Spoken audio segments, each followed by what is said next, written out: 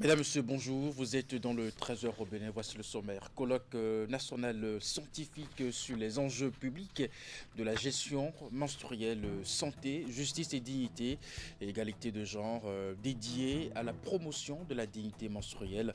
L'initiative est portée par l'ONG Filles en Action et l'Institut national de la femme.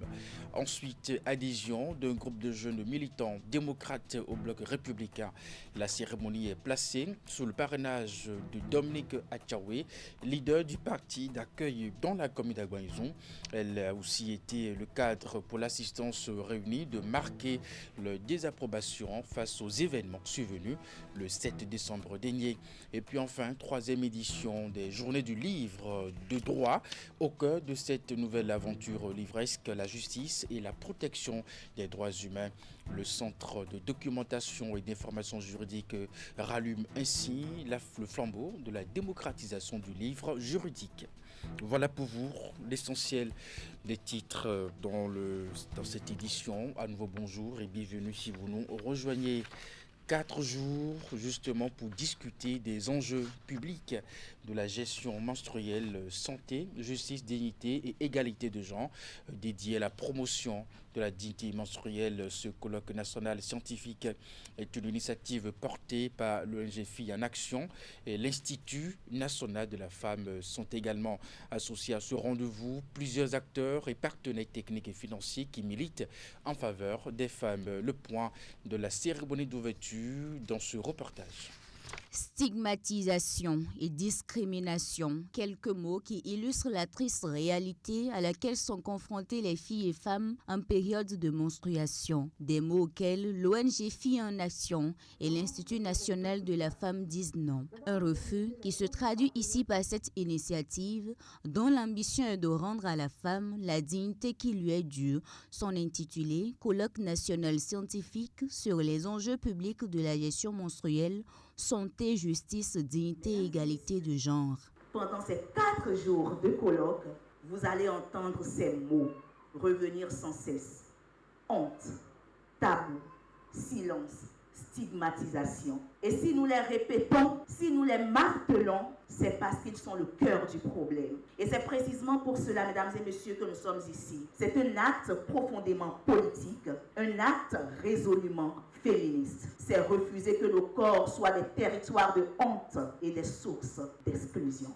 Un combat auquel se joignent également les représentants d'institutions, chercheurs, têtes couronnées, partenaires techniques et financiers qui ont compris que la dignité menstruelle n'est pas un luxe, mais un droit humain. En plaçant la question de la menstruation au cœur du débat scientifique et social, vous contribuez à lever le silence autour d'un enjeu important et ainsi briser les tabous autour de ce sujet essentiel. Les partenaires techniques et financiers du groupe réaffirment, aux côtés du gouvernement et des organisations de la société civile, leur engagement à accompagner les efforts en faveur de la santé, de la dignité humaine et de l'égalité dans le respect des priorités nationales. Le thème choisi par les organisateurs, affiner les politiques, développer les savoirs, valoriser les bonnes pratiques pour la dignité menstruelle, l'autonomie corporelle et l'égalité de genre au Bénin, est évocateur et porte pleinement la philosophie plurielle sur la question dans des menstrues. Je formule le vœu que la diversité de nos provenances soit un fertilisant pour que vous ayez dans des réflexions profondes, réalistes, à la fois diverses et consensuelles. Ces assises ne sont pas qu'un rendez-vous de plus. De ces échanges vont jaillir des idées et stratégies d'action devant permettre de briser les chaînes invisibles de la stigmatisation. Le Fonds des Nations Unies pour l'enfance UNICEF a à cœur un accès équitable des services de vaccination sur l'ensemble du territoire national à travers l'appui justement de Gavi. Il a fait don de matériel important à plusieurs structures sanitaires. Le lot de matériel roulant est réceptionné par le ministère de la Santé dans la soirée de ce lundi. Voici les images. Des équipements, en l'occurrence du matériel roulant, au profit de plusieurs structures sanitaires. L'objectif visé par cet acte posé par l'UNICEF à travers un financement Gavi est l'amélioration des services de vaccination au Bénin. Ce lot comprend 16 véhicules de supervision et 8 véhicules entrepôts mobiles pour le transport des vaccins, 520 motos pour la réalisation des stratégies avancées, 20 réfrigérateurs solaires, 208 ordinateurs portables, 200 tablettes et plusieurs autres équipements pour le renforcement du système d'information de la vaccination. Ces équipements ne sont pas une fin en soi. Leur valeur réside dans leur bonne utilisation, leur entretien et leur intégration efficace dans les services de santé résilients face aux nombreux défis présents et futurs au bénéfice des enfants, des femmes et des communautés les plus vulnérables. Le don officiellement reçu par le ministère de la Santé a été ensuite transmis aux divers responsables présents avec pour instruction d'en faire un usage optimal. Les moyens roulants constituent, comme vous le savez, un matériel indispensable, précieux dans le système de santé car il contribue à une offre de soins de qualité en permettant aux responsables à divers niveaux de remplir leur mission de supervision, leur mission de suivi, de contrôle et de renforcement de capacité des acteurs à divers niveaux. Je voudrais vous rassurer, chers partenaires, que ces moyens roulants feront l'objet d'un bon usage, d'une maintenance préventive et curative adéquate pour le bien-être de nos populations. À cet effet, je prie les bénéficiaires ici présents à veiller à un usage rationnel de ces véhicules orientés vers les besoins prioritaires des communautés à la base. Estimé à plus d'1 milliard de francs CFA, ce don composé de plusieurs équipements est destiné à l'Agence nationale des soins de santé primaire, aux zones sanitaires et centres de santé. Un autre volet à présent de ce 13h au Bénin aux côtés des leaders du bloc républicain. Les filles et fils de Djidja disent non au coup d'État et affichent le patriotisme à travers un grand rassemblement militant, responsables et autres acteurs des diverses couches socio-professionnelles condamnent toute tentative de déstabilisation après les événements du 7 décembre dernier. La démonstration de l'unité a aussi été le cadre pour ces derniers de réaffirmer leur engagement pour la paix et le développement. Les détails. Le putsch manqué du 7 décembre dernier suscite encore des réactions. Dans les différentes villes du pays, les voix s'élèvent pour condamner l'acte des mutins. À Djidja, les populations ne sont pas restées indifférentes. Jeunes, femmes et autres acteurs de diverses couches socio-professionnelles se sont joints ce vendredi aux responsables du bloc républicain de la localité pour exprimer leur indignation. En tête de la marée humaine qui a pris d'assaut les rues, la première autorité de la ville. Nous n'allons jamais permettre, surtout Djidja ne va jamais permettre, à ce qu'on prenne le pouvoir par les armes. C'est ce qui a valu notre sortie aujourd'hui. Le message fort que j'ai aujourd'hui, c'est qu'on soit unis. Unis pour valoriser les 10 années de progrès de Patrice Talon. Parce que c'est son œuvre. Il va falloir qu'on maintienne cette dynamique pour la nation béninoise. Il faudrait que nous allions davantage dans ce progrès et dire non au coup d'État. Le cœur lourd et avec vigueur, il s'insurge contre ce coup d'État déjoué. Pancartes et affiches en main, la foule a parcouru des kilomètres distinguant à la fois des messages de paix, d'appel au patriotisme, mais également de soutien au chef de l'État. Ce pays n'était pas comme ça avant 2016. Nous avons vu pratiquement dans tous les domaines les différentes transformations qui ont été opérées. Et ce développement qui est en train d'évoluer avec le temps, nous constatons que des ennemis du développement ont failli faire stopper ce plan que le président Patrice Talon a mis en place et est en train de mettre en œuvre pour le bien de notre pays. Mais Dieu merci, ils n'ont pas pu atteindre leur objectif. Nous profitons pour remercier notre armée nationale qui a su rester aux côtés de son excellence Patrice Talon, le président de la République du Bénin, pour pouvoir résister contre ces ennemis-là. Ils n'ont pas pu nous atteindre, ils n'ont pas pu freiner le développement. Aux familles éplorées ainsi qu'à celles des blessés, les filles et fils de Djidja, militants et sympathisants du bloc républicain, témoignent leur sollicitude. Debout contre tout acte de sabotage et de manœuvre de déstabilisation de la République, les marcheurs saluent également la bravoure des forces de défense et de sécurité et appellent le peuple à la vigilance. Nous sommes en route pour 2026 dans cette séquence de votre édition. Adhésion d'un groupe de jeunes militants démocrates au bloc républicain. La cérémonie est placée sous le parrainage de Dominique Atchaoué, leader du parti d'accueil dans la commune d'Agbaïzon. Elle a aussi été le cadre pour l'assistance réunie de marquer leur désapprobation face aux événements survenus le 7 décembre dernier. Imet Lena Moussou. Des retrouvailles pas comme d'ordinaire à Tanvert dans la commune d'Agbaïzon. Autour de Dominique Atchaoué, l'ensemble des coordonnateurs d'arrondissement de la commune ainsi que bien d'autres invités et curieux. Le rassemblement consacre l'arrivée au bloc républicain d'un groupe de jeunes reconnus pour leur engagement à œuvrer pour le développement. Affiliés hier au Parti Les Démocrates, ces sociétaires du mouvement des jeunes combattants pour la patrie du Zou officialisent ici leur entrée au parti du Cheval Blanc Cabri. Aujourd'hui, nous en sommes fiers d'être dans un pays où l'éclairage dans les zones d'ombre, la libre circulation des personnes et des biens, l'éducation de qualité, la consommation en eau potable, les marchés et domaines sportifs sont à la portée de tous. Conscients de ces merveilleuses œuvres, nous, membres du mouvement des jeunes combattants pour la patrie du Zou, avons décidé d'adhérer au Cheval Gaillan afin de soutenir le PAG du gouvernement. Nous avons accueilli nos frères et sœurs, c'est parce qu'il y a une bonne collaboration.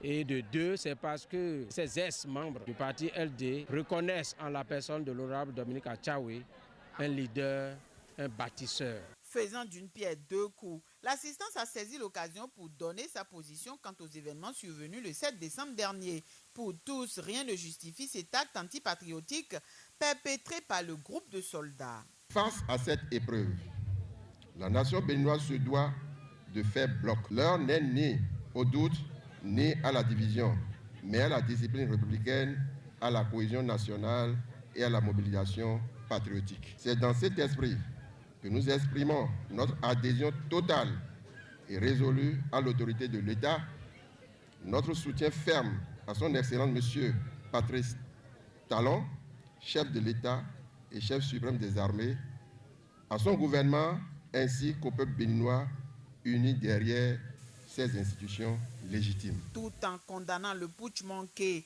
Dominique Atchaoué et ses compagnons ont également rendu hommage aux forces de défense et de sécurité qui, par leur action, ont démontré que la souveraineté nationale n'est ni négociable et demeure un rempart infranchissable. Les candidats du bloc républicain aux élections générales 2026 et de la 3e circonscription électorale ont été officiellement investis. C'est à la faveur d'une cérémonie d'investiture présidée par l'honorable Barthélémy Cassard et qui a mobilisé les couronnés, les têtes couronnées et les délégations venues de Boukoumbe, Kobli, Materi autour des candidats à la Sanarouna. Voici les hommes et les femmes qui auront l'insigne honneur de conduire la liste du parti Bloc républicain aux élections générales de janvier 2026 dans la 3e circonscription électorale. Après la validation des listes par la Commission électorale nationale autonome, l'heure est à l'investiture des candidats. Un acte empreint de solennité, symbole de la confiance placée par le chef du parti sur chaque candidat et son suppléant. Chers candidats, vous engagez-vous à défendre vaillamment les couleurs du bloc républicain à l'occasion des élections générales de janvier 2026 et à assurer la victoire du parti contre celle de tous autres partis. Oui, je m'engage. Chers candidats, enfin, saviez-vous qu'en cas de manquement au présent serment, vous vous exposez aux sanctions prévues par les statuts et le règlement intérieur du parti? Oui, je le sais. Merci. Après leur prestation de serment devant le comité diligenté par le bureau exécutif national, les têtes couronnées et les parrains des candidats venus des 4 communes de la circonscription, l'honorable Barthélémy Cassard va au nom du président du parti BR prendre solennellement acte de leur prestation. Je prends acte de votre serment et vous déclare au nom du camarade Abdoulaye Diattane, président du Bloc républicain, investi candidat du Bloc républicain pour les élections générales de janvier 2026. Merci. Désormais investis comme candidats, ils entendent descendre sur le terrain dans les heures qui suivent pour allier le plus grand nombre d'électeurs jusque-là indécis à leur cause.